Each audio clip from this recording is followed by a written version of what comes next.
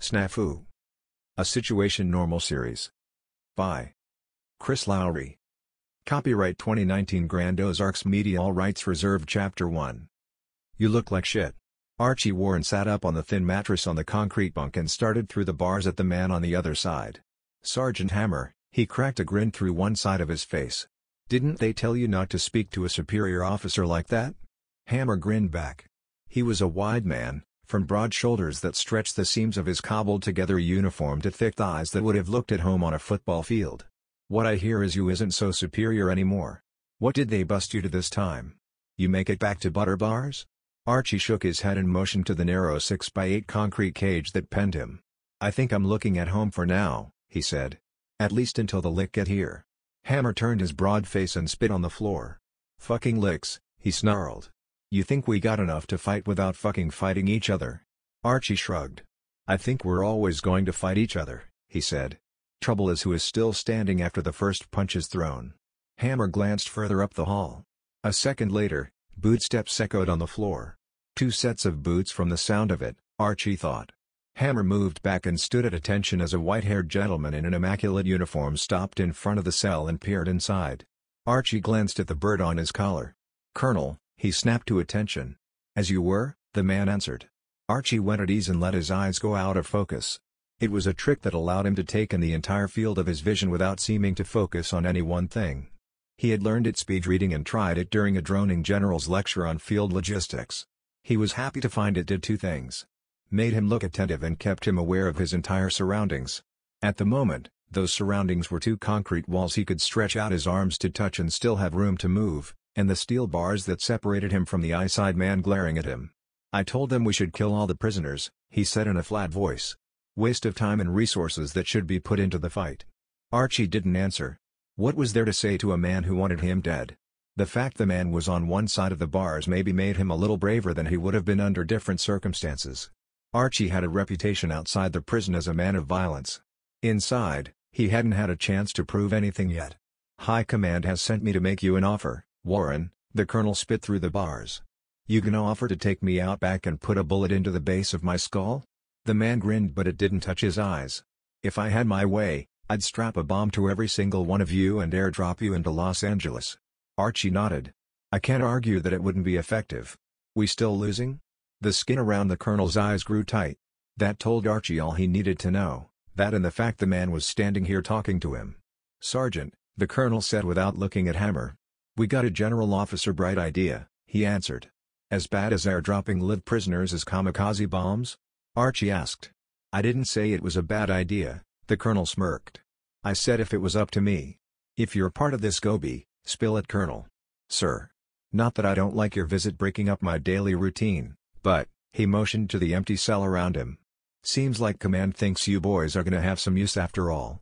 What is this goat rope, Sarge? Hammer glanced over the colonel's shoulders. They aren't gonna just drop us, he grunted. They're giving us parachutes. Chapter 2. He didn't know the other men in the room. Two guards sandwiched him between their rifles and marched him 4 steps behind Sergeant Hammer, who trailed the colonel to the far edge of the prison somewhere in the middle of Kansas. Archie knew that because he had done his crime in Kansas, and they hadn't dragged him too far for the punishment. No trial needed with plenty of witnesses, and considering what he had done, he expected to be shot. The army didn't bother with hanging or lethal injection anymore, not since the licks showed up. The war wasn't going so well for humans. Archie knew that much. The big corporate civilian prisons had been emptied out in the first few years of war, sent to Mars to die by the millions. Gulag, concentration camp, hell, Archie had even heard rumors that refugees were shipped across the space lanes to fight as cannon fodder against the advancing alien armada. None of them came back. Mars was a death sentence, and if he had been in this prison a few years ago, it would be his. He might last longer than some, due to his training. But so far, Mars was a one-way ticket. None of the space fleet brought anyone back. He glanced up at the brilliant blue sky as they led him from one building to the next. Everything looked empty. No guards, no prisoners to guard. Not anymore. The steel door at the end of a short corridor was guarded by one man with a rifle. He opened the door and Archie followed Hammer and the colonel through. It closed behind him with a metallic bang. The colonel was in the room alone with him. With them, he corrected. A short man with black hair sat in one of the chairs, One leg crossed over the other and watched them all with an air of detachment. Archie didn't like him. Didn't like his vibe, his longer-than-regulation hair, or the superior smug set of his face. The other three were almost as bad. At least they looked like soldiers, or some variation thereof. He knew with the war going the way it was, that pickings were slim and it was a take-what-you-could-get recruiting effort, but those three looked like they had at least survived basic. Not like the man in the chair. He was the only one sitting. One more strike against him, Archie thought. Just sitting there, looking calm and shit. The colonel turned around. "I would tell you I'm glad you could make it, but it's not like you had any choice," he addressed the men in the room. "You can stand, you can sit, this won't take long." His eyes moved over the men in the room. Archie stood next to Sergeant Hammer opposite the man in the chair. Two stood on his left, one on his right. They all looked pale, thin, like they had been in their cells on low rations for as long as he had been. Which meant the army hadn't decided what to do with criminals in the rank. Until now. "You've got a chance to do some good," the colonel said. "What's your name?" Archie asked. "My name is Colonel None of Your Fucking Business, Shit for Brains," the colonel answered. "Does this look like a Q&A to you?" "Numbnuts," Hammer muttered out of the side of his mouth. "This is LA, and the only answer you're going to get is what I say." "Lima Charlie?" The man on his right grunted a hooah. "I tell you that you had a choice," the colonel continued. "But you won't like your options. Command has decided you're more valuable to us alive than dropping you out of a plane with a backpack bomb or taking you into the field and putting a .45 in the back of your head." Archie nodded. This was a one-choice mission. The Licks have built up in FUBAR in Santa Monica. You six are going to destroy it. The Licks have landed? Archie gulped. How much had happened in the few weeks he had been behind bars? He knew they were coming. Hell, everyone knew they were coming. But no one knew when. Communications with Mars had gone dark almost a year ago, and fleet communication was spotty as satellites were knocked from the sky by scout ships. Archie had fought several scout parties, 2 or 4 alien crews. But a forward operating base in Los Angeles meant they were serious about a western push. He wondered if there were other locations on the East Coast or Texas. "Is this a part of a concentrated effort?" he asked. "This squad could be one of many," he thought. "Need to know," said the seated man. Archie shot him a look. "You're telling me I've got one option, to go fight Lick in the streets of LA and I don't need to know if he's got backup?" He sneered at the dark-haired man. "Where's the map? Where's the roster and mission plan?" He turned toward the colonel. "You're going to drop us strapped up, but with chutes, right?" The colonel glared at Hammer before he composed his face into a stoic expression. "We can't get you close to the base," he said. "We need boots on the ground to deliver the packages with redundancies in place." 4? Archie pointed to the line of men he stood in. 6, Hammer corrected. The broad man tapped himself on the chest and nodded to the man in the chair. "What do they have on you?" Archie asked Hammer. "Chance for glory and honor? Stow the gung-ho bullshit, Hammer. You can sit this one out. They can't make you do it." Hammer shrugged. "People have lots of reasons, Arch. Not all of us need a gun to the head to do the right thing." Archie sniffed. "And you?" The man spread both hands in a wide, placating gesture. "I know things," he shrugged. "Yeah? Well, I don't know you. I don't know any of these soldiers, except the one man who shouldn't be doing this," he said. "Guards," snapped the colonel. The guard crashed open and the 2 soldiers that had escorted him from his cell pounded into the room. He tried to get in a punch or two, but they snagged his arms and cinched them behind his back. "Back to his cell?" the guard on his left asked. The colonel shook his head. "Shoot him." They lifted on his arms and dragged him from the room. Hammer reached out, but the colonel snapped out his name. The sergeant drew his hand back and watched as the 2 guards dragged his friend out to his death. Chapter 3. The guards lifted his arms up in a classic frog step move. Archie had to stay on the tips of his toes and skip along. Otherwise, the pressure was too much on his shoulder blades. Everything felt like it was about to come out of socket, from elbow to shoulder down to wrist. The right guard was adding a little twist, which hurt like hell even more. Archie growled. But the frog walk skip kept him from saying anything. They slammed him into the door to the outside twice before they opened it. He could feel a warm fountain of blood gush from his nose. Wouldn't matter in a minute, he thought. Not the arms, not the nose, not the licks in Los Angeles. They would carry him to the yard or the edge of a field and Archie Warren would cease to care about much of anything. It pissed him off. He didn't expect to care about dying. As soon as he committed his crime, he figured death was on his horizon. And it was a short horizon. What was left of the military just didn't have the resources and manpower to house and monitor prisoners. Wartime footing meant wartime solutions, which were often harsh and final. The guards dragged and fumbled him across the dead grass in the yard. It was smaller than a baseball field, surrounded on three sides by four-story squat brick buildings with smooth brick walls. The fourth side was open to the famous fields of Kansas that stretched forever, all the way west until the Rocky Mountains crumbled up in the Continental Divide. A 15-foot chain-link fence topped with triple coils of razor wire separated him from the view. He was right. They were going to kill him in the yard. And they seemed like the kind of guys who would leave his body for the crows. It pissed him off even more. He waited until they slowed near the fence. The one on the left loosened his grip to just one hand as he moved to retrieve his weapon. Archie lifted his feet and fell forward. The guard didn't expect the change in weight. His hand came loose. Archie rolled, spinning around in a jiu-jitsu move that scissored the right guard's legs between his. It ripped his other arm free, and slammed the guard face first into the dirt. The other one hopped back, his hand scratching for his pistol. Archie yanked on the right guard's belt, found a cylinder holster and popped out a can of pepper spray. He wanted the .45. He settled for the stream of stinging spray that jetted between him and the guard standing over him. The man screamed and dropped his weapon. His hands pawed at his face as he tried to claw the fire away from his eyes. Archie grabbed the right guard by the hair. No.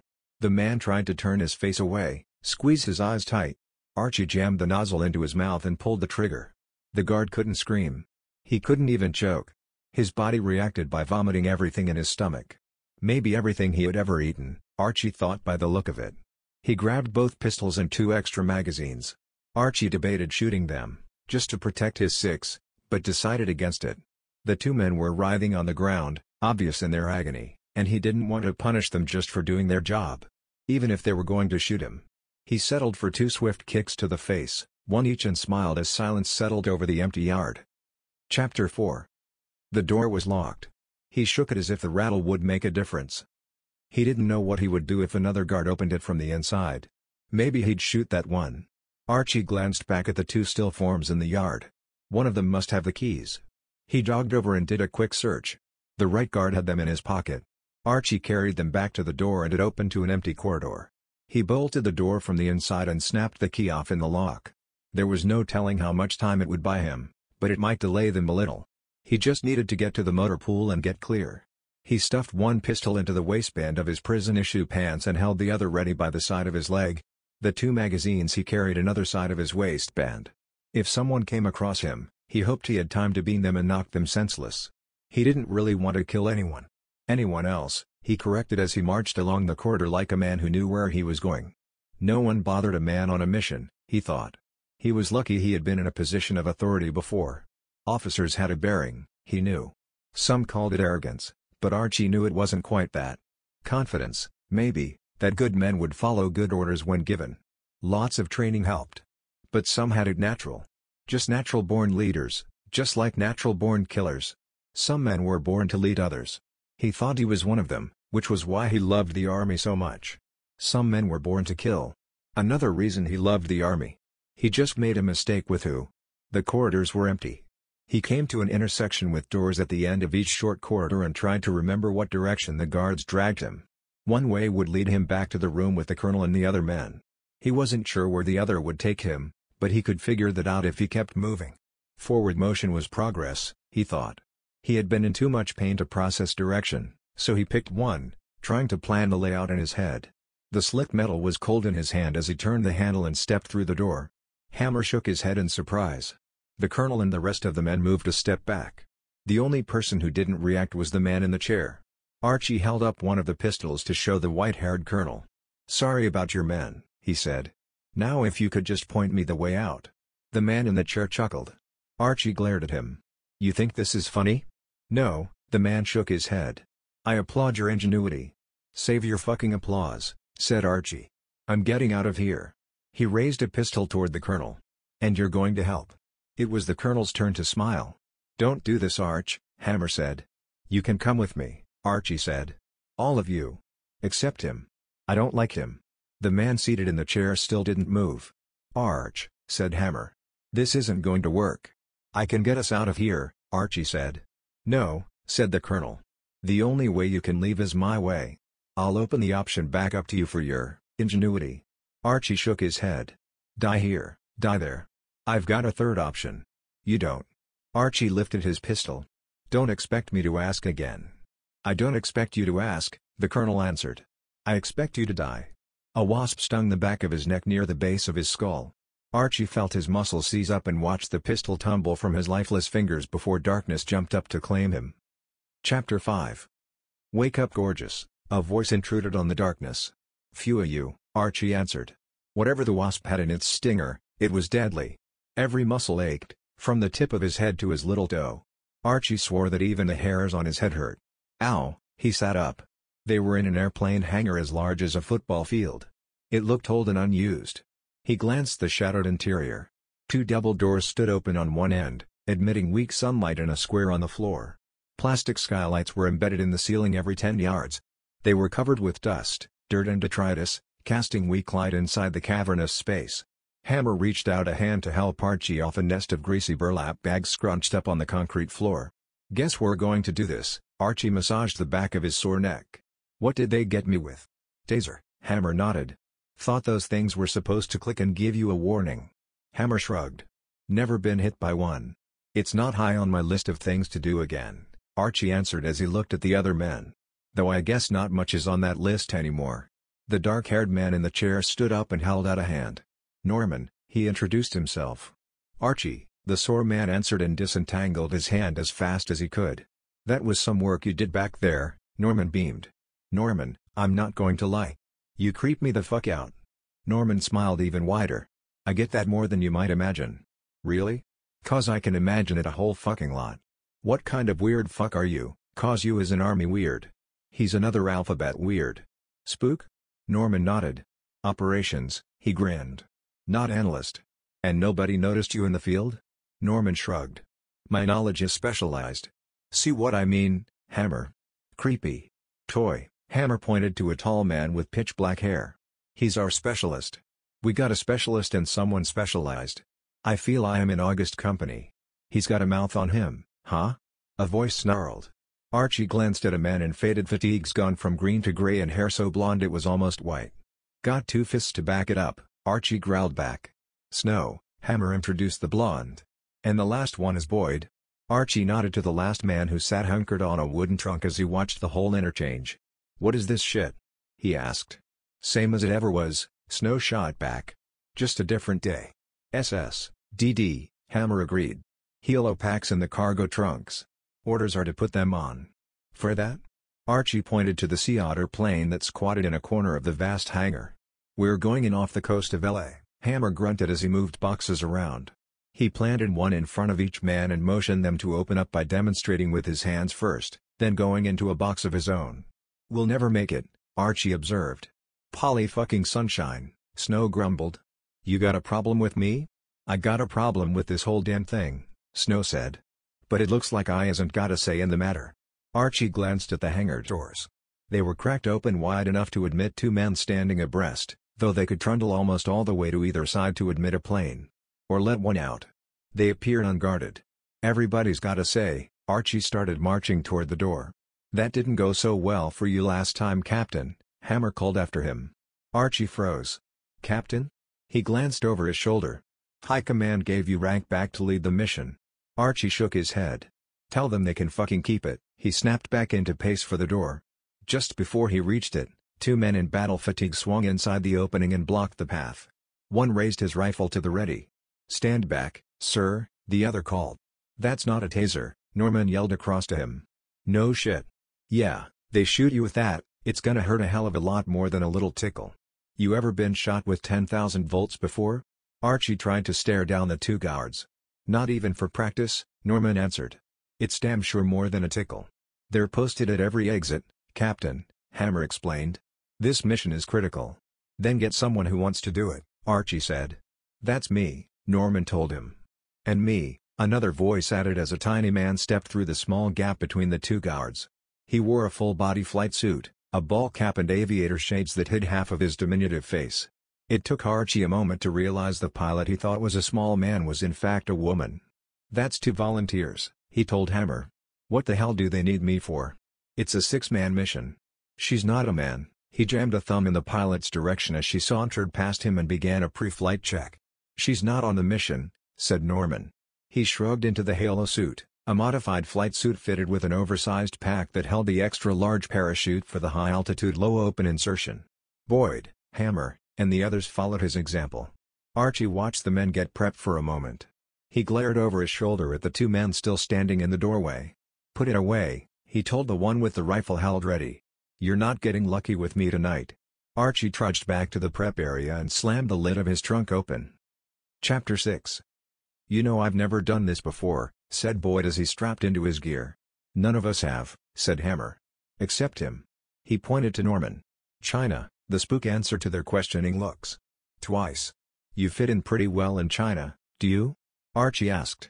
"Easy to pass as a local." Norman smiled, but it didn't touch his face. "They've built 24 ghost cities that needed exploring," said Norman. "I'm pretty good at finding my way around." "Did you set up a couple of these in those ghost cities?" Archie hefted one of the backpacks. "Or tried to at least." It weighed over 80 pounds, so he couldn't lift it with one hand.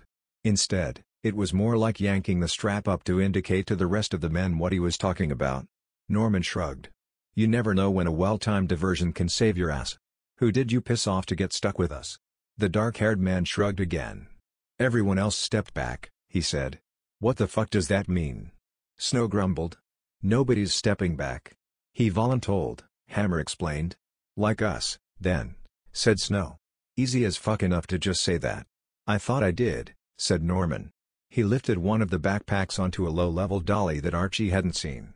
"We'll strap up in the plane," he said to Hammer. "This won't be like other Halos," the sergeant explained. "We're going in hot and heavy, so we'll open further up." "Shit," Archie grumbled. "Shit what?" "Makes us easy to target longer." "Shit," Snow agreed. "Just for the record, I think this is a shit plan," said Toy. "Since when has the head shed come up with anything better?" Hammer settled in his last strap and did a quick check on the rest of the squad. He yanked, adjusted, modified and double-checked to make sure they were squared away and ready. "They tried throwing everything they had at it," he explained. "Ain't it fun being the last one picked for a dance?" Norman said as he loaded the other packs onto the dolly and hauled on the handle to roll it across the floor. He reached the bottom of the plane and transferred the packs in one by one. "Get a move on," Hammer said. "I thought you were in charge of this shit show." Snow smirked at Archie. Archie shrugged. "We're all dead men walking, so does it really matter who tells us what direction? You're getting philosophical in your twilight moments, Archie?" Hammer checked the magazine in his rifle. He was the only one carrying a weapon. "Figure what's the point of spending my last few moments on Earth dog-tired," said Archie. The twin engines on the plane whirred to life as the pilot completed her pre-flight inspection. "That's the spirit!" Hammer screamed. He made a motion with his hand toward the waiting plane. "Who's ready to die?" Chapter 7. The inside of the plane was stripped of everything, including seats. The squad sat on the bare thin metal floor, with nothing between them and the cockpit but the back of 2 vinyl seats. The pilot donned a headset and finished her tower briefing. Archie watched her and glanced at the rest of the men in the plane. Norman nested in the proliferation of canvas bags he had loaded onto the plane, Toy and Boyd next to him. Hammer guarded the door. He was the last one on board, to make sure everyone was settled before he yanked it closed and twisted the simple bar to open it. When the men were secured inside, the doors to the hangar trundled open. The whine of the engines pitched louder as the pilot fed more power to the motors. "All right," Hammer yelled over the noise. "This is gonna be short and sweet. You all know why we're here. The pilot is going to pop us out at 19,000 feet. "I don't know how to work this thing," Snow screamed. "You don't have to work it," Hammer instructed. "They're set to open on their own. How long are we going to be exposed to alien fire?" Hammer looked at Norman, who nodded. "The pilot is going to create a distraction," he shouted. "What kind of distraction?" Archie asked. "The kind that keeps eyes away from where we're landing," Hammer said. "We hit the LZ, secure transport and make our way to the target." "Sounds fucking simple," Boyd said. "Yeah, if it wasn't for all the alien soldiers trying to blast our asses, it would be a walk in the park," Snow sputtered. Archie wondered what type of distraction the pilot would make for them. Whatever they had planned, it would need to be loud, flashy. He watched through the front windows as the pilot lined up on the end of ribbon of dark runway. Red lights flickered into existence along either side of the long stretch of black asphalt. She jammed the throttle forward to feed maximum power to the engines and released the brakes with a short squeal as they fought for traction. The man in the back slid on the floor a little as the plane raced along the runway. Then they were up and the lights under them disappeared while the plane fought for altitude. They leveled off at a more controllable climb aimed at the stars and their designated altitude. 1 hour, Hammer held up a single finger. He leaned back against the wall beside the door and closed his eyes. Archie bet the man would be asleep in less than 5 minutes. Army training made it possible to sleep almost anywhere when they could. He didn't want to spend one of his possible last hours on Earth sleeping. He would rather spend it trying to find a way to make more hours on Earth. "What do they have on you?" Archie scooted next to the pilot and tapped her on the shoulder. She blinked at him, green eyes awash in the glow from the cockpit dashboard lights. She lifted a thick finger and tapped the headset against her ear, then lifted the cup so she could hear. "What are they holding you hostage with to do this?" he repeated. "Nothing," she shrugged. "I volunteered." "To die?" he scoffed. "Everybody dies," she said, and the look on her face was too old for her features. "This isn't going to work," he waved at the back of the plane. "You think this is the only place the licks have landed?" "Not my problem," she said. "My problem is getting you to the LZ. I need to concentrate to do that." "You could land somewhere else." Archie leaned closer so he didn't have to shout so loud. "This mission isn't going to work, and we're dying for nothing. I need to concentrate on flying." She wouldn't look at him. "Get back to your seat." "There are no fucking seats in here." "Then get back to the back," she said. Archie glared at the controls. She moved one hand off the yoke, dropped it to her side and drew a pistol. She pointed across her lap at him. "Nobody is hijacking my plane," she growled. Archie held up both hands and scooted away. "What were you doing?" Snow grinned like a maniac. "You trying to hit that before we go?" "Not quite," said Archie. "Man, I would. That was my last wish in my cell, you know? Getting laid one more time." "Sorry you couldn't work that out," Archie answered. Snow winked at him. "An hour is plenty of time," he laughed. "You never know what's going to happen. And if she says no to me, well, you've got a real pretty mouth." Archie shifted away from the soldier and glared at Hammer. The man wasn't asleep. He was watching Archie. Chapter 8. Archie felt the thin metal wall of the plane grow colder behind him as they climbed higher. It settled into his legs as they grew stiff and cramped from the weird sitting position required due to the cramped interior of the airplane. Jumping out wouldn't make them any better, he thought. At least he wasn't alone. The other men grew quiet as discomfort settled in. They were used to it, of course. Hell, half of basic training was learning how to deal and manage being up to his neck in the shit. There was a pit of mud that rumor suggested lived up to the moniker. He wondered if he was the only one who didn't feel like dying. Scratch that, he corrected himself. He meant who didn't plan on dying. Because even though he couldn't get the pilot on board with a diverted flight path didn't mean he had to stop. Hammer held their assault plans close to his chest, but Archie had sat in on hundreds of war briefings.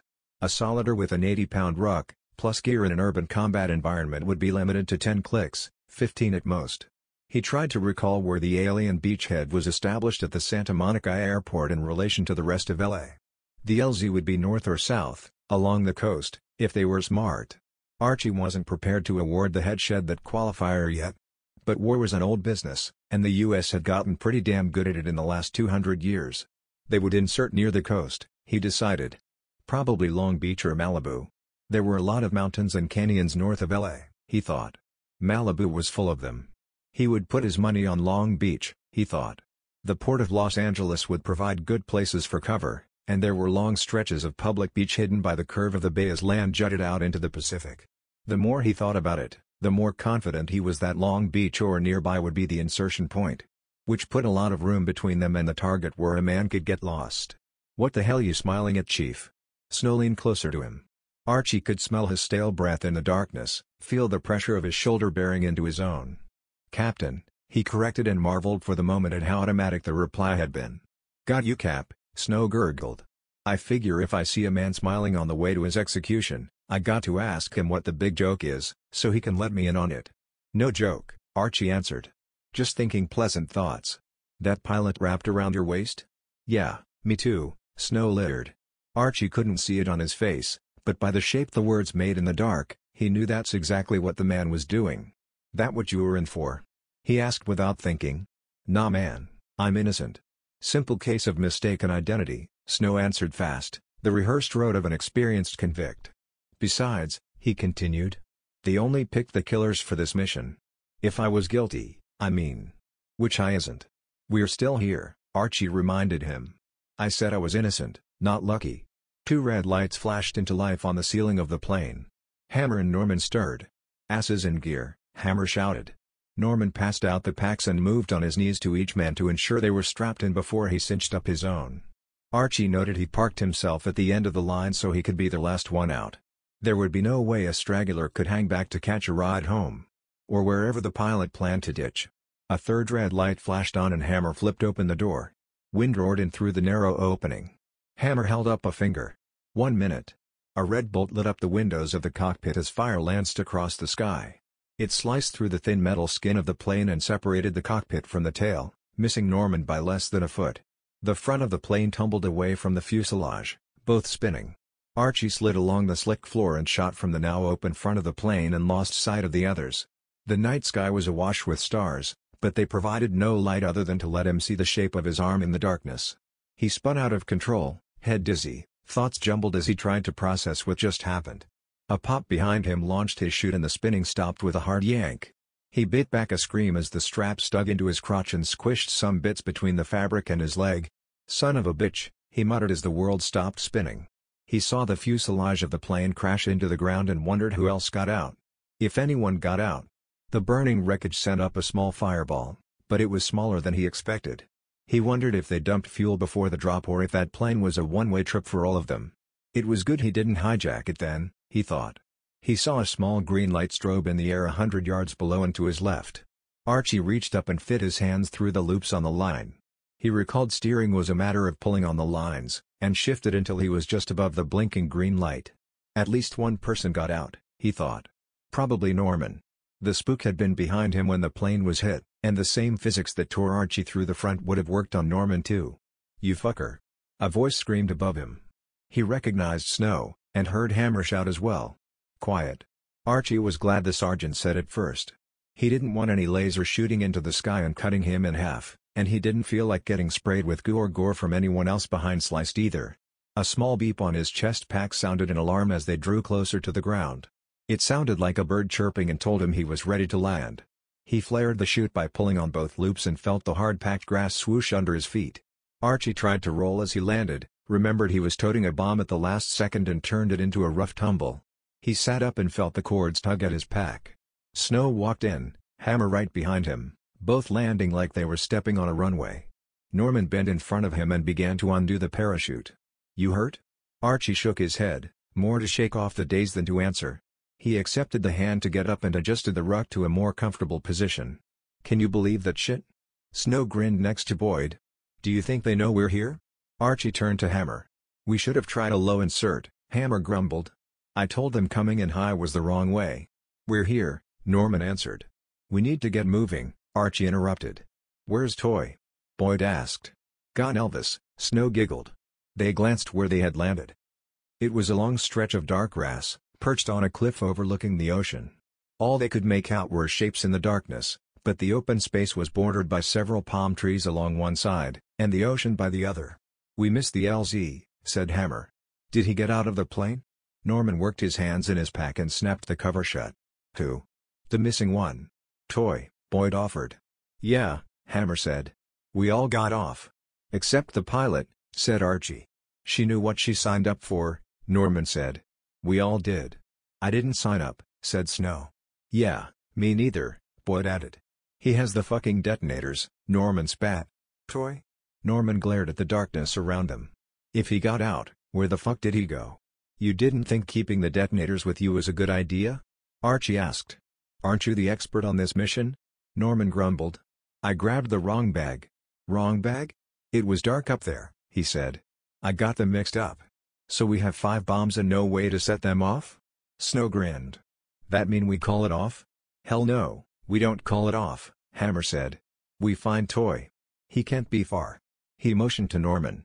"Pull rear and don't let anyone wander." He turned and motioned the men to follow him. They fell in step, though Archie wondered for a moment if he could make a run for the cliffs and swim for it. The problem was, he didn't know how high up they were. Hell, for that matter, he didn't know where they were. Somewhere south of LA, and he couldn't think of soaring coastal cliffs in SoCal. He was a little pissed at Toy though. If the man was planning to rabbit, he could have at least told Archie. Chapter 9. Shit. Boyd yelped as he pitched forward on the ground. Hammer held up the others. Tripped, the soldier said as he held up a thin flagpole with a fabric triangle on the end. "The fuck is this?" "Golf hole," said Snow. "My dad used to play." Norman searched their surroundings. "We're not far off the LZ. That pilot knew her shit." Hammer glanced at a watch strapped to his wrist. "We're pushing it if we don't find Toy soon." "Start there," Archie pointed. They looked in the direction he had indicated and saw a large chute flapping in the wind, half of it wrapped around a palm tree. "Move," Hammer ordered as they double-timed to explore. "Looks like he came in hot," said Norman. "Nobody though," Archie pointed out. The lines to the chute were tangled in the fronds, whipping in the breeze off the ocean. Boyd grabbed one of the lines and felt the tip with his fingers. "Cut," he announced. "He's around," said Hammer. "Spread out."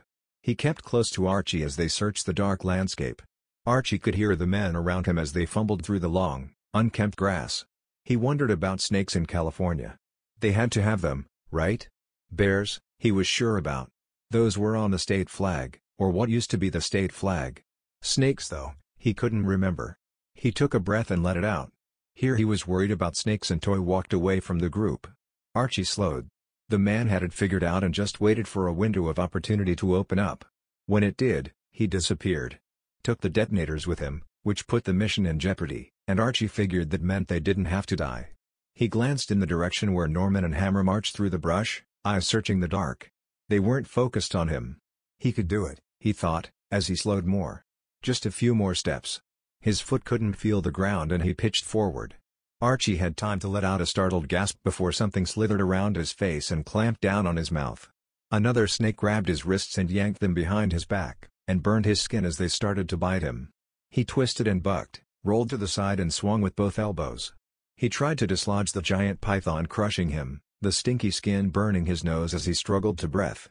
Hot breath exploded across his ear as his elbow connected. He heard the snake moan and loosen its grip on him. Did snakes moan? Archie fought harder. He twisted around, punched and shoved.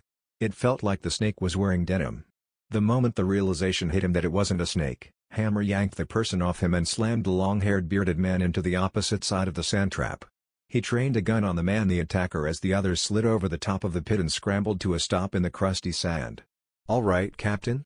Hammer kept his eyes locked on the bearded man. Archie coughed. "Check him," Hammer motioned to Boyd. The soldier bent next to Archie, who waved him away and struggled to stand up. "We have your man," the guy with the beard croaked. "Think that won't stop me from shooting you?" Hammer spat. "What the hell are you doing here?" Norman interrupted. "What are you doing here?" The bearded man shot back. "Are they finally sending in the army again? Are you a scout party? Where is our man? I can take you to him." Norman squatted next to the man as he cowered in the sand. "Where did you take him?" "Headquarters," the man explained. "HQ for what? You don't know? If I said the words for what does that sound like I fucking know? I'm Aldine," the bearded man cleared his throat. "I'll take you to the resistance." Chapter 10. Norman produced a nylon climbing rope from his pack and wrapped their captive's wrists behind his back. "Don't want to lose you in the dark," he said as he fed out a few feet. "Lead the way." "Wait a minute," Archie argued. "We're just going to follow this guy? What about Toy?" "We've got him," answered Aldine. "We've got you too," another voice called from behind them. Hammer whipped around and lifted his rifle, but 3 red dots bounced off his chest. "Be calm," the voice advised as the dots danced across his torso. More lasers blinked onto each of them. Norman dropped the rope and raised his hands. "I guess we're going to meet the resistance," he called out. Several dark bodies dropped into the sand trap. They stripped away Hammer and Norman's guns. "These guys are unarmed," the man in front of Archie said. "What kind of rescue party comes into hostile territory unarmed?" the first voice asked. "We're not a rescue party," Hammer advised. Rough hands grabbed them by the shoulders and directed them out of the shallow pit. Aldine rolled the climbing rope back up and handed it to Norman. "Then why are you here?" They marched the men to the edge of the golf course. Archie counted 6 bodies around them, 2 to each side and 2 to the rear, all armed. "We're here to blow shit up," Snow giggled. "That right?" "He's right," Norman said. "We're going to the alien base." "Good luck with that," Aldine said. "You've seen it." The resistance fighter nodded. "What can you share?" "It's guarded. We tried to get people to it before, but no one's come back so far." "How many guards?" "I'll let HQ tell you." "Why can't you tell me?" Because right now, I don't know you. You're human, so you're friendlies, but I don't know if you're that kind of friendlies. This is above my pay grade. Wait, Snow hissed. You motherfuckers are getting paid? He bumped against Archie as they walked together. I need to talk to my lawyer. He'd tell you to remain silent, said Hammer. It's called gallows humor, Sarge. I know what it's called. How many of you are there? Aldine asked. Just us, Norman answered. Not much of a rescue. Like I said, we're not here to rescue anyone. Aldine grumbled. Shit. If you're resisting, you don't need rescuing. You'll see, said the man as he led them through an empty suburb. The many mansions on both sides of the street were dark and empty, black shadows hulking against a starry sky. Archie remembered pictures of L.A., shot from the side of a mountain north of the city. Lights stretched from mountain to sea, and all the way to the southern horizon. Yellow, orange, red and white twinkling splashes of flickering color that rivaled the sky they now walked under. It was disconcerting to think he was walking where it had been like that. Now, it seemed a ghost town. He wondered about the population, wondered if the government got them out in time, got them across the hills to the east. He got the answer when they left the suburb. Cars lined the streets, abandoned where they stood for as far as he could see. It was too dark to make out model or style, but they were an effective roadblock. The resistance fighters led them across the cars, stepping as quiet as they could on the dented and crimped metal hoods to drop on the asphalt on the other side. They continued down a side street full of cars left trapped by the sheer volume of vehicles. There was no place for them to go. 2 miles inland they reached a vast parking lot that was almost empty. It looked out of place after the gridlock of the street. The big box grocery store in the back had wood over the windows, like they had been boarded up in preparation for a hurricane. It sat in the center of a long shopping strip mall complex in a giant L shape. Every single window was covered on every store on both sides of the strip. Aldine led them around back to a thick metal door embedded in the cinder block constructed wall. He rapped on the metal with 4 solid clangs. It opened to an armed guard. The giant black man with a gleaming skull and glittering earrings stepped aside to let them in the door. Welcome to HQ, Aldine said as they stepped inside. Chapter 11. It stank. Goddamn, Snow retched and pinched his nose between his fingers. I've smelled some nasty shit in my day and trust me, this is the worst. Yeah, Aldine agreed. You get used to it. Please God, don't let me get used to it. The inside of the store might have been a clothing shop or a small boutique. There were hints of it in the color of the pale walls, the long mirrors smudged from months of fire smoke. Now, it was an entryway, lined on both sides with 2 long fences that ran almost the length of the store then made a hard left toward a wall they couldn't see. Barbican, Hammer said with an appreciative note to his voice. Not all the survivors are as nice as you, Aldine said. He led them through the fence walkway and turned left. The fencing ended at a hole in the wall with another guard, a second bald black guy that if he wasn't the first guard's brother, was a close cousin at least. He manned a .50 caliber machine gun behind a metal plate aimed the length of the dog-legged fence. Aldine bumped fists with him as they passed, but he kept the other hand on the trigger mechanism, ready to shred whatever threat might present itself. On the far side of the hole in the wall, there were people. Too many to count and besides, it was too dark to do the counting. Fires flickered in half-cut metal barrels scattered in front of small tents, lean-tos, and sheets tacked to the wall in the second store. There were bodies everywhere, the sense of desperation, hunger and fear almost as strong an odor as the smell of unwashed body and waste. Jesus, Boyd whispered. He must have forgot about this place, Aldine said. Come on. He led them down another walkway to the far side of the second store where they entered a third. It was set up as another indoor refugee camp, just like the first. There were 8 stores, all packed with survivors, before they reached the corner store and turned toward the big box grocer. How many? Hammer asked. He could feel eyes on them. Hungry people searching, desperate for food, for answers, for respite. It made him want to walk faster. Thousands, Aldine answered. He moved them through 3 stores until they reached the big open warehouse-style building. Body heat washed over them like a wave. There were masses of them, gathered to distribute weak runny soup, or cleaning weapons. Archie could see several hospital beds against the far wall, bodies on them as people scurried among them. Jesus, Boyd said again. He seemed struck speechless and the captain couldn't blame him. They were looking at a shit ton of dead people. Not yet. Now, they were still breathing, still moving and walking. Still hoping the 6-man squad had come with some word that the government they had grown to rely on was coming to save them. Dead. Once the squad was done, not a single person in the camp would be alive. It made him shudder. Aldine kept them moving through the clear-marked walkways. Archie could see the sense of organization. Someone was in charge, and that someone was trying to run a tight ship. It wasn't an easy job, especially with civilians, but he could appreciate the effort. They entered the back of the store where food was once delivered and stored. The people up front had been silent for the most part, but there was a low-level hum that just comes from so many bodies in one space. Clinks and clatters, whispers of fabric on skin, and muttered, whispered conversations. He didn't notice until they were through the doors into the back and silence descended like a veil. A man stood up from a whiteboard with columns of numbers on it in the back. There was a conference table that looked borrowed from the break room covered with a large paper map of the LA Valley, and several heads around it that swiveled to watch them come in. "About damn time you got here," the man called out. "General," Aldine said. "Here they are." Chapter 12. He didn't look like a general. Long, sun-bleached hair streaked with strands of gray was pulled back in a ponytail between his shoulder blades. He was tanned, though it was starting to fade to match the crinkles around his ice-blue eyes. "You're not here to help?" Hammer stepped forward. "Sergeant Hammer, General," he snapped a salute. The man in front of him waved him off. "It's an honorific, son," he said. "I was a cop before all of this started." Norman glanced over the man they called General's shoulder at the others gathered beyond him. "How many military do you command?" "Not many of those survived," the general said. "Most of us are just normal folks in here." "Tight ship," Archie admired as he looked around the room. The general nodded as he glanced past him to the hole in the wall behind. "Idlewood Story," he held out his hand. "Why do they call you General?" Hammer shook. "'Cause he is the HPFIC," answered one of the men who led them in. Story shook his head. "Like I said, it's an honorific." "He's in charge," Aldine answered. "He says what goes." The man who called Story HPFIC bumped fists with Aldine. "How is it?" Aldine shook his head. "Anyone left is gonna be holed up good," said Story. "Nice operation," said Hammer. "What is it?" Story studied the men in front of him. "What's in the backpacks?" "You on a mercy mission?" "A man who answers a question with a question is usually trying to hide something," said Archie. "You think I have something to hide?" Story grinned. He made a motion with his finger. "Bring him out." The man next to Aldine wore faded ballistic armor. It was scarred and creased, like it had seen a lot of heavy duty. The name on the front was hard to discern, but it looked like Trit.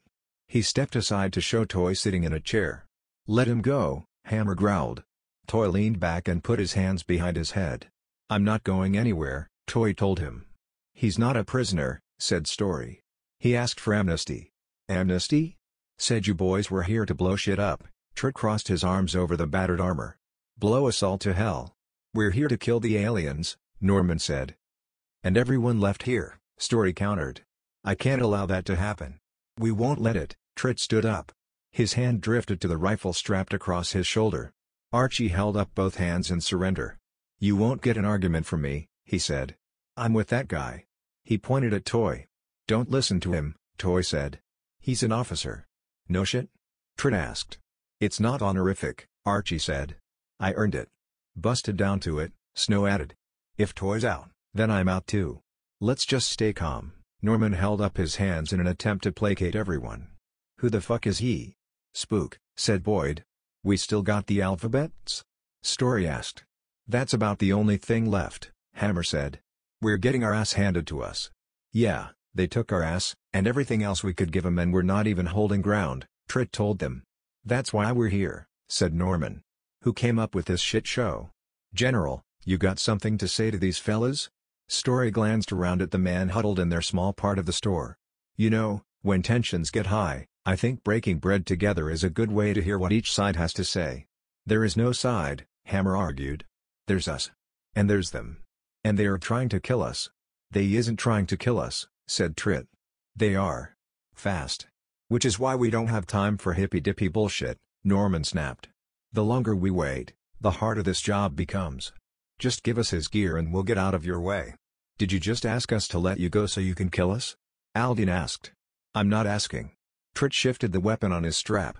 "I don't know that you're in a position to ask much." Story stepped between the two groups. "I think you need to hear us out," Story said to Archie and Hammer. "He doesn't want to be part of this," said Hammer. "Damn right I don't," said Archie. "None of us want to be a part of this, son," said Story. His voice was a low soothing rumble that projected patience and calm and ease. "If we need to eat to get the detonators back, Then let's chow down, Norman interjected. You're not getting anything back, said Trit. We worked too hard just to blow it all up. No, said Story. He's right. Let's sit down and hash this out. No one looked ready to do it, but Story motioned them to a table against the wall and waited for them to sit. Then he began. Chapter 13. Archie watched a man with a carbon fiber blade attached to his leg swagger over to the table and sit down. His ebon skin reflected the faint glow of dim LEDs that lined the walls, each too small to do much on their own, but combined to create a lit space. Story moved to the head of the table with a sense of familiarity, and waited for the others to join him. There wasn't much on the tabletop, but a few people brought out beans and rice, and a flatbread on platters. We don't get much variety anymore, said Story. You get used to it, said Trit. Story served up a scoop of beans and a scoop of rice to each plate and passed them on his left-hand side. They made their way around the table and tucked in. We've been here since just about the beginning, Story told them. These three saved my life. The black man nodded, but Trit and Aldine just ate. I had 27 people with me that day, Story said. We brought 26 into this building. And he sacrificed almost 24 soldiers to do it. Not quite that high, General. Felt like it. It was a high price to pay, especially since they were supposed to be in a fight on the beach. A slaughter more like it, said Aldine. Yeah, Lick got us good on the landing. We lost a dozen for every one that touched sand, I bet. And the powers that be, said Story. They either didn't make it or didn't bother to show up for the fight.